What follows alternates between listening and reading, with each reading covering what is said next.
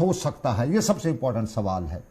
जिस तरह खबरें आ रही हैं कि चिट्ठी लिखी जाएगी, प्रेसिडेंट को लिखी जाएगी, प्राइम मिनिस्टर को लिखी जाएगी, तो इन चिट्ठियों से, इन ऑल पार्टीज मीटिंग से कुछ निकल पाता है? क्योंकि इससे पहले भी पिछले साल हमने देखा ऑल पार्टीज मीटिंग बुलाई गई थी। जुनैद हाशमी, जम्मू कश्मीर के एक जाने माने सहाफी, मेरे साथ इस वक्त लाइव नशरियात में मौजूद है। जुनैद हाशमी से हम जानना चाहेंगे। जुनैद, बहुत शुक्रिया मुझे ज्वाइन करने के लिए। और जुनैद, मैं आपसे जानना चाहूंगा, क्या कुछ इस तरह की जो मीटिंग्स हैं, इनके हिंदी में कहें परिणाम क्या निकल सकते हैं? मीटिंग्स का ताल्लुक है, ये मीटिंग्स सिग्निफिकेंट बहुत हैं। सिग्निफिकेंट इसलिए हैं क्योंकि डॉक्टर फारूक अब्दुल्ला मीटिंग बुला रहे हैं और Jammu Kashmir national panthers party के नेता हर्षदेव सिंह इस मीटिंग में जा रहे हैं। लगभग सभी विपक्षी दल जा रहे हैं, लेकिन अगर जा रहे हैं तो वो विपक्षी दल नहीं जा रहे हैं जिन विपक्षी दलों के ऊपर ये आरोप है कि ये बीजेपी की या तो बी टीम है या बीजेपी की सी टीम है, जो आरोप इनके ऊपर लगते रहे हैं। लेकिन इसमें एक बड़ी सिग्निफिकेंट बात सनम ये है कि ये सब कुछ जम्मू में हो रहा है। और आपको इस बात को अंडरस्टैंड करना होगा कि एक समय वो था जब पॉलिटिकल कैपिटल जम्मू कश्मीर की श्रीनगर थी। सब कुछ, सारा centre of activity, political activity जो वो श्रीनगर हुआ करता था, गुप्कार हुआ करता था। लेकिन अब सेंटर ऑफ पॉलिटिकल एक्टिविटी आपका जम्मू है, क्योंकि जो गतिरोध या जो विरोध आपको घाटी में देखने को मिलता था, जिसको शांत करने के लिए कश्मीर संभाग के नेता फौरन दिल्ली से संपर्क करने की और दिल्ली से अलग अलग तरह की कॉन्सोलेशन मांगते थे, वो तमाम चीजें घाटी में बंद हो चुकी हैं। अब ये सारा सेंटर ऑफ एक्टिविटी कहाँ है? ये जम्मू में है। सेंटर ऑफ एक्टिविटी क्या है कि जम्मू में Jammu Kashmir service selection board को लेकर युवा सड़कों के ऊपर है। इल्जाम ये लगा रहे हैं कि आपने एक ब्लैक लिस्टेड कंपनी को ठेका दिया है। उन इल्जामों को लेकर युवा सड़कों के ऊपर है, नारेबाजी कर रहे हैं। उसके बाद दूसरा, आपको प्रॉपर्टी टैक्स के ऊपर आज जम्मू में बंद का आह्वान किया गया। हालांकि बंद का बड़ा मिक्स्ड रिस्पॉन्स है, यानी आपके अगर जम्मू के 10 जिले हैं, 10 जिलों में से 9 जिलों में जो जनजीवन है सामान्य रहा, लेकिन केवल जम्मू संभाग में आपको पार्शियल बंद का रिस्पॉन्स देखने को मिला। तो इसका मतलब जो गतिरोध और जो शोर और जो हंगामा है वो प्रॉपर्टी टैक्स के ऊपर, वो ज्यादा आपको जम्मू में सुनाई दे रहा है, इतना कश्मीर में सुनाई नहीं दे रहा, बांडीपुरा में सुनाई नहीं दे रहा, इतना आपको क्या कहते हैं गांदरबल में नहीं सुनाई दे रहा, ना इतना अनंतनाग में सुनाई दे रहा जितना जम्मू में सुनाई दे रहा। तो जब अब आपका आधार क्या होगा जम्मू कश्मीर में पॉलिटिकल एक्टिविटी का? तो अब आपका आधार है पॉलिटिकल एक्टिविटी का, वो सारे इश्यूज, जिन इश्यूज पर आपको लगता है कि जम्मू में गतिरोध बन रहा है, जम्मू में माहौल बन रहा है, तो आप उन इश्यूज को लेकर ये सारे दल आज बैठे हैं, चिंतन मंथन करेंगे, बातचीत करेंगे। और उसके बाद सुनने में ये आ रहा है कि शायद प्रधानमंत्री को चिट्ठी लिखी जाएगी, शायद गृह मंत्री को चिट्ठी लिखी जाएगी, वो तो बात की बात है। लेकिन सिग्निफिकेंट ये है कि जो पॉलिटिकल कैपिटल है जम्मू कश्मीर का, that has shifted from Srinagar to Jammu.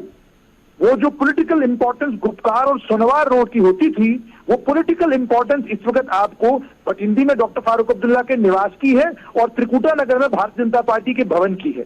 तो इसका मतलब साफ तौर पर यह है कि ये पॉलिटिकल कैपिटल का शिफ्ट है और ये शिफ्ट बड़ा सिग्निफिकेंट है। जुनैद, यूजुअली कश्मीर से लेके जम्मू तक वो आपस में जो डिफरेंसेस हैं उनसे डिनाई नहीं किया जा सकता है, लेकिन जो आप सवाल उठा रहे हैं, जो आप मुद्दा उठा रहे हैं, इस चीज को कुछ लोग कश्मीर में ये भी कहेंगे कि शायद हमारा जो अक्सर कहा जाता है सब जम्मू खा गए, अब हमारी पॉलिटिक्स भी जम्मू वाली खा गई, कहीं इस चीज को उस तरह से जोड़ के आप तो नहीं देख रहे? नहीं, देखिए ये चीजें, ये जो मतलब आम लोगों की जो धारणाएं हैं या जो राजनीतिक तौर पर आप कोई धारणा बना लेते हैं, उसको आप एक किनारे पर रखें। जैसे मैंने आपको बोला, सिग्निफिकेंट क्या है? आप पॉलिटिकल एक्टिविटी कश्मीर में करना चाहते हैं। आपका पॉलिटिकल कैपिटल कश्मीर में क्या था? आपका पॉलिटिकल कैपिटल कश्मीर में ये था कि पाकिस्तान के साथ बातचीत होनी चाहिए, अलगाववादियों के साथ बातचीत होनी चाहिए, कश्मीर एक मसला, इस मसले का हल होना चाहिए। अब आप पब्लिकली ये सब नहीं बोल रहे हैं, और पब्लिकली अब आप 370 भी नहीं बोल रहे हैं, पब्लिकली आप रिस्टोरेशन ऑफ 35A भी नहीं बोल रहे हैं। आप लोकसभा के सदस्य हैं और लोकसभा के सदस्य होकर जब आप लोकसभा में जाते हैं तो आप 370, 35A की रिस्टोरेशन की कोई बात वहां पर नहीं कर रहे हैं।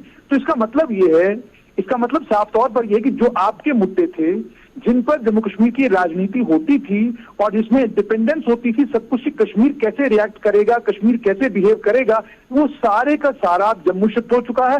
अब आप वो मुद्दा ढूंढ रहे हैं जिस मुद्दे पर आपको लगता है कश्मीर जम्मू के साथ खड़ा हो सकता है। और ये बड़ा सिग्निफिकेंट है। मैं आपको ये भी बताऊं कि अभी एपटेक के मुद्दे के ऊपर जो जम्मू में नारेबाजी हो रही है, या जो जम्मू में बच्चे प्रदर्शन कर रहे हैं, या कैंडल लाइट मार्च आज बच्चे निकालने वाले हैं, वो कैंडल लाइट मार्च भी जो निकाल रहे हैं बच्चे, उसमें कश्मीर और जम्मू के बच्चे इकट्ठे हैं। या उसके अलावा अगर धरना होता है, प्रदर्शन होता है। जुनैद, आमतौर पे कश्मीर में पॉलिटिकल पार्टीज के हवाले से आम कश्मीरी को बड़ा शक रहता है, चाहे वो जो भी पॉलिटिकल पार्टी हो। फारूक अब्दुल्ला साहब हो, उसके बारे में है कि दिल्ली के इशारे पे है। महबूबा मुफ्ती हो, उसके बारे में भी है कि दिल्ली का फरमान है। जो दूसरी पार्टीज है सब कहती हैं उनकी पैदावार है। तो कहीं ये इसमें हम ये तो नहीं समझें कि पावर शिफ्टिंग के बाद अब पॉलिटिकल शिफ्टिंग हो रही है और इसमें फारूक अब्दुल्ला साहब, नेशनल कॉन्फ्रेंस, तारिक आमिर साहब, ये सब एक रोल अदा कर रहे हैं। रोल देखिए, रोल अदा कर रहे हैं वो तो जाहिर सी बात है। विपक्ष के नेता के तौर पर तो वो जम्मू में विपक्ष को इकट्ठा करने की कोशिश कर रहे हैं। लेकिन सनम, एक बात को आपको अब अंडरस्टैंड करना होगा, वो ये है कि डॉक्टर फारूक अब्दुल्ला लाल चौक में खड़े होकर 10,000 लोगों की जनसभा को संबोधित नहीं कर सकते हैं। लाल चौक में उनके नहीं, उनका नहीं, इतना नेशनल कॉन्फ्रेंस का बड़ा स्ट्रांग कैडर है जम्मू कश्मीर में, पर्टिकुलर कश्मीर को में, और बहुत बड़ा स्ट्रांग कैडर है। पहली नंबर 1 पार्टी है कश्मीर में, उसको आपकी बात बिल्कुल सही है कि उनकी बात कैडर जरूर है।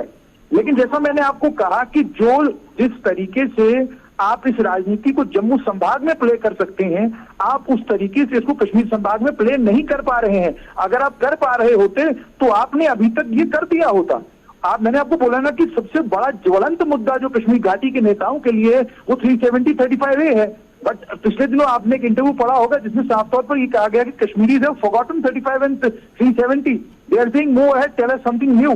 तो इसलिए अगर जम्मू में गतिरोध है प्रॉपर्टी टैक्स के ऊपर, गतिरोध है स्टूडेंट एजुकेशन के ऊपर, तो उससे पॉलिटिकल कैपिटल रीप करने के लिए सारी पॉलिटिकल पार्टीज इकट्ठी हुई हैं। तो दैट्स मतलब वो इनका राजनीतिक अधिकार है, लोकतांत्रिक अधिकार है, वो ये करेंगे। जुनैद, मैं आपके पॉइंट से मुत्फिक भी हूं, मुत्फिक भी नहीं हो सकता हूं। हो सकता है पॉलिटिकल पार्टीज अपने गेम प्लान कर रही हूं, लेकिन आम कश्मीरी की ये रिवायत रही है, वो उठता है बैठता है। और पिछले 20 से 22 साल जो पत्रकारिता के मेरे हैं उसमें मैंने देखा कभी गर्म कभी ठंडा, ये कश्मीरी का मिजाज है और कुछ पॉइंट्स को वो भूल नहीं सकता, ये शायद मेरा भी मानना है। और उन्हीं पॉइंट्स पे जम्मू कश्मीर की जो राजनीति चलती है उस पर भी बात इस वक्त पॉलिटिकल पार्टीज को करनी चाहिए, खास तौर पे जो इस वक्त कश्मीर से लेकर जम्मू तक सिचुएशन है। बहुत शुक्रिया जुनैद, मुझे ज्वाइन करने के लिए आपका बहुत बहुत शुक्रिया। लेकिन इस साल पार्टी इजलास में दूसरी पार्टियों के साथ साथ पीपल्स कॉन्फ्रेंस और अपनी पार्टी को भी नहीं बुलाया गया था। क्यों नहीं बुलाया गया था? हमने बशार बुखारी जो पीडीपी के लीडर है उनसे पूछा कि आपका क्या रद्द-ए-अमल है, क्या कहते हैं। माफ कीजिएगा, पीडीपी के पहले लीडर थे, अब वो पीपल्स कॉन्फ्रेंस के लीडर हैं, बशार बुखारी साहब का ब्रॉडकास्टर और एमएलए पीडीपी, और उसके बाद पीपल्स कॉन्फ्रेंस के बड़े लीडर। हमारे नुमाइंदे ने उनसे पूछा कि क्यों नहीं बुलाया, क्यों नहीं गए, अगर बुलाते तो जाते तो क्या कुछ था। जो तरह जुनैद और मैंने अभी बात की, इसी तरह का रद्द-ए-अमल उनका भी जरा था, तो सुनिएगा।